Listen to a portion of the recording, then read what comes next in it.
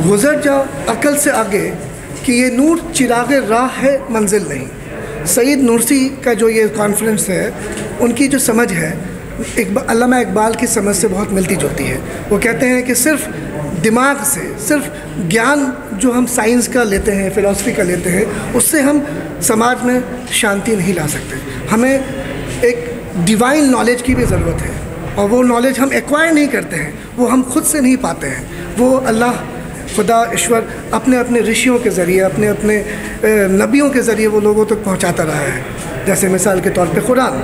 तो अगर हम कुरान और जो मॉडर्न साइंस है उसके कॉम्बिनेशन को, उसको, उन दोनों इल्मों को एक्वायर करके दोनों को साथ लेके चलेंगे तो हम समाज में एक सशक्त समाज बना पाएंगे, एक ऐसा समाज जहाँ पे शांति होगी।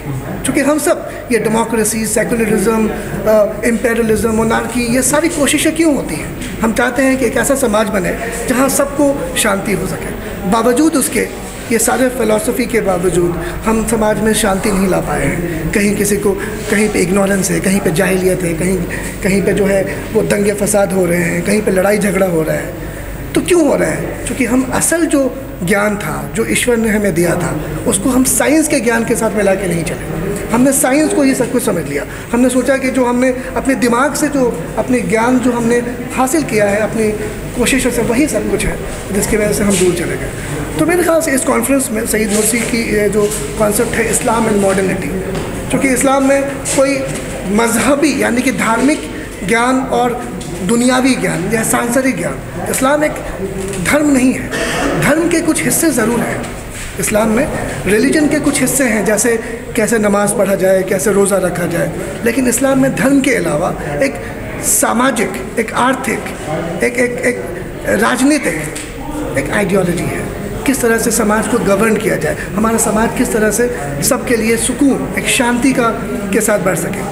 और वो हमने देखा है कि जो नूरसी भी कहते हैं और जो मेरी भी समझ है, मैं समझता हूँ कि हम लोग एक हमारी जो अक्सरियत है, मेजॉरिटी है, वो कुरान से दूर जा चुकी है। कुरान को हमने सिर्फ एक मजहबी, एक धार्मिक ग्रंथ समझ लिया, और उसको पढ़ते हैं जब नमाज़ पढ़ना होता है, रोज़ा रखना होता है, और मर जाते हैं तो कुछ दुआएं।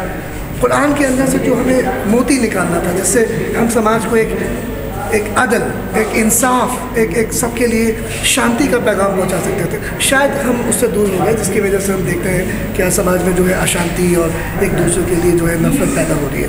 तो मुझे लगता है जो नूरसी भी कहते हैं कि अगर हम कुरान की तरफ जाएं, या हम अपने पुराने ग्रंथों, जैसे मैं कहूँगा हिंदुज़म में वेद और उपनिषद से कुछ ज्ञान हासिल करें, तो शायद उसी तरह से जो तौरात है, दूसरे मजहबी किताबें, अगर हम धर्म को सही से समझें तो धर्म से हम बहुत कुछ ले सकते हैं। क्योंकि हम धर्म से दूर हो गए, हमने धर्म को सिर्फ पूजा पाठ और नमाज तक ही सीमित कर लिया, तो उससे क्या हुआ कि हम नमाजी तो बन गए, हम पुजारी तो बन गए, लेकिन समाज में शांति नहीं ला पाए। तो शांति लाने के लिए हमें फिर से अपने धर्मों की तरफ जाना पड़ेगा, अपने ग्रंथ को सीखना पड़ेगा। हमें सिर्फ एक ख़ास तबका, मुल्लाओं और पंडितों तक नहीं छोड़ना होगा, हम सबको भी, हम आम आदमी को हमें कुरान की तरफ, वेद की तरफ, उपनिषद की तरफ बुलाएं और देखें कि क्या भगवान क्या बात करना चाह रहा है। कुरान में अल्लाह क्या बात कर रहा है, वेद में क्या कहा गया है।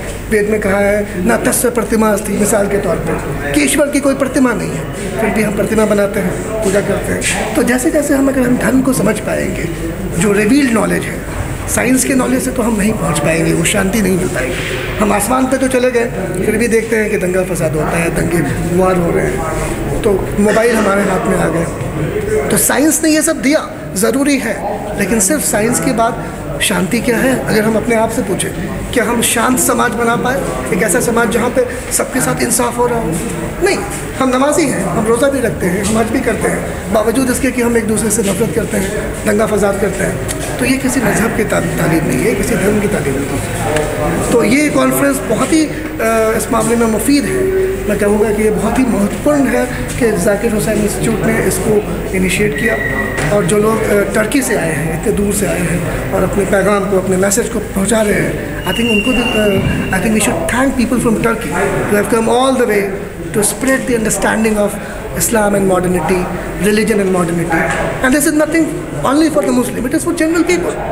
भाई अगर शांति आएगी तो सबके लिए आएगी, ऐसा थोड़ी है कि शांति आएगी, ईश्वर का अगर कुछ शांति देगा तो वो किसी खास तबके के लिए होगा, तो शांति आएगी तो सबके लिए आएगी। तो इस हिसाब से ये कॉन्फ्रेंस बहुत ही इफ़ेक्टिव है और मैं चाहूँगा कि इस तरह के इनिशिएटिव्स और हों, हर यूनिवर्सिटी में हो, JNU में हो, दिल्ली यूनिवर्सिटी में हो, बनारस हिंदू यूनिवर्सिटी में हो, अलीगढ़ में हो, तमाम यूनिवर्सिटीज़ में इस तरह के लोग और हमारे यूथ, हमारे जो स्टूडेंट हैं उस इस तरह की जो है समझ पैदा कर रहे हैं और समाज एक अच्छा समाज बनाने की कोशिश कर रहे हैं। मेरा नाम इरशाद अहमद है। I am a student from Jamia. I have studied MA in economics and I have done my masters in developing communications from Jamia, and I'm currently working for a World Bank project as a communication specialist in Assam. But as I said, I studied from Jamia and I'm doing my masters in Islamic studies as a private student. I'm doing my previous, so as I said, I'm thank you very much.